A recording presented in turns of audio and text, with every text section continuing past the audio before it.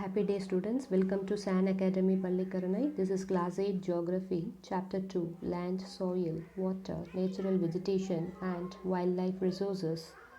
Topics to be covered today: land, its uses and conservation; soil, its formation and conservation; water, its uses and conservation; the distribution and conservation of natural vegetation and wildlife. To begin with, let us have land, its use and conservation. What is land? Land covers about 30% of the Earth's surface. The uneven distribution of population across the world is a result of differences in land features and climate. People use land for various purposes such as agriculture, forestry, mining, building houses, roads, and setting up industries. Physical factors such as topography, soil, climate, minerals, and availability of water also determine how land is used in an area. On the basis of ownership, land is categorized as private land and community land. Private land is owned by individuals, whereas community land is owned by the community for common uses like collection of fodder, fruits, nuts, or medicinal herbs. These community lands are also called common property resources.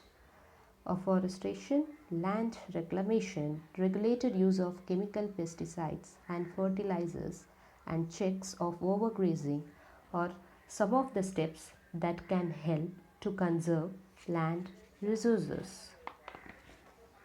Now, let us see about soil, its formation and conservation. The thin layer of grainy substance covering the surface of the earth is called soil. It is closely linked to land. Landforms determine the type of soil. Soil is made up of organic matter, minerals, and weathered rocks found on the earth. This happens through the process of weathering. The right mix of minerals and organic matter make the soil fertile.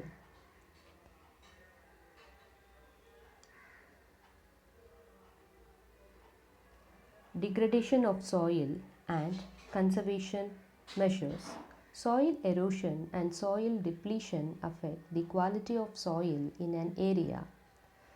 Growing crops on slope of hills or mountains by planting on terraces built into the slopes is known as terrace farming. Mulching, counter barriers, intercropping, rock dams, and counter ploughing are the other major methods used to conserve soil.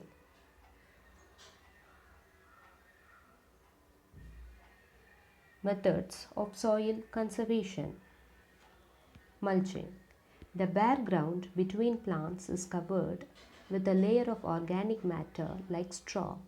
It helps to retain soil moisture. Let us see about what is counter barriers. Stones, grass, soil are used to build barriers along counters. Trenches are made in front of these barriers to collect water. Rock dam. Rocks are piled up to slow down the flow of water.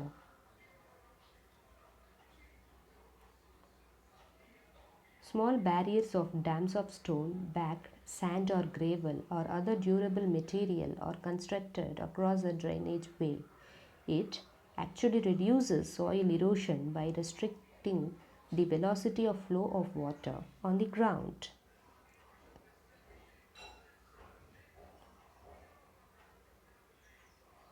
Now let us see about water and its uses. Water is a very important renewable and natural resource. It covers 3/4 of the total surface of the earth. The ocean covers 2/3 of the earth's surface and support numerous plant and animal species.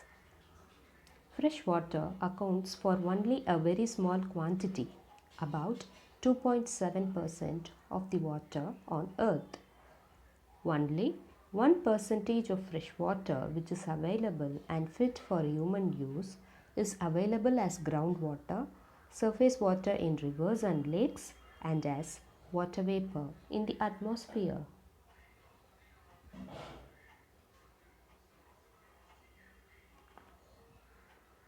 Now let us see about conservation of water resources. Access to clean and adequate water sources is a major problem facing the world today. Steps have been taken to conserve this dwindling resource.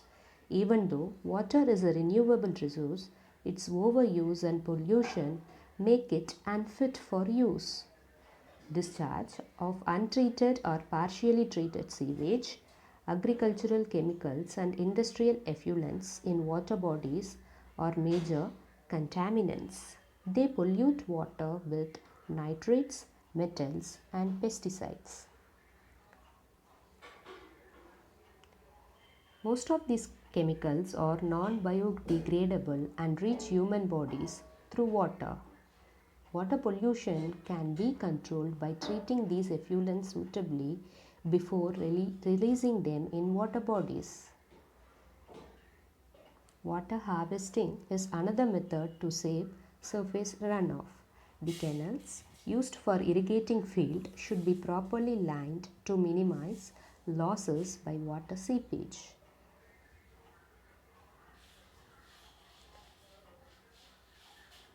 Now let us see about natural vegetation and wildlife. Natural vegetation and wildlife exist only in the narrow zone of the biosphere. All living beings are interrelated with and interdependent on each other for their existence. Animals, birds, insects, as well as the life forms in water bodies are all included in wildlife. All animals are very important for maintaining the balance in the ecosystem.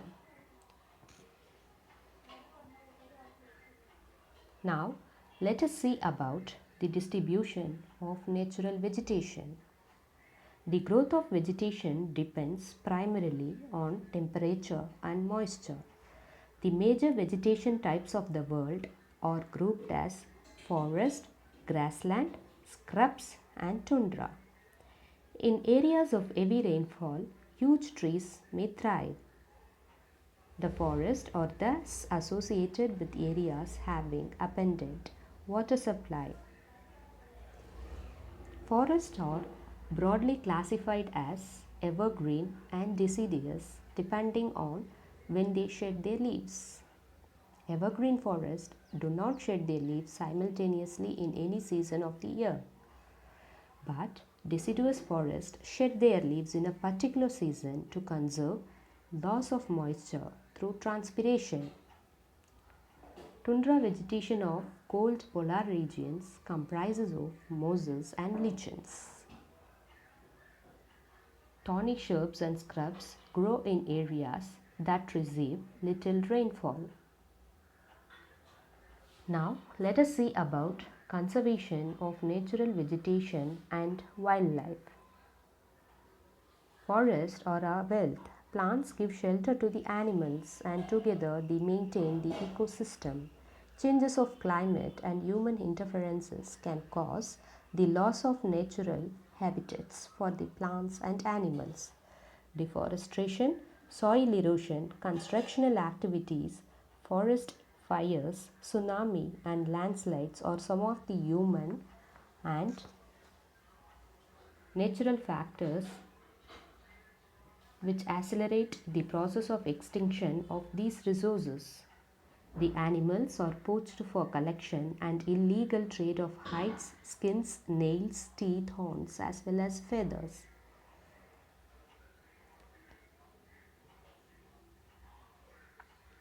Several birds and animals have either become extinct or facing the danger of extinction due to this poaching.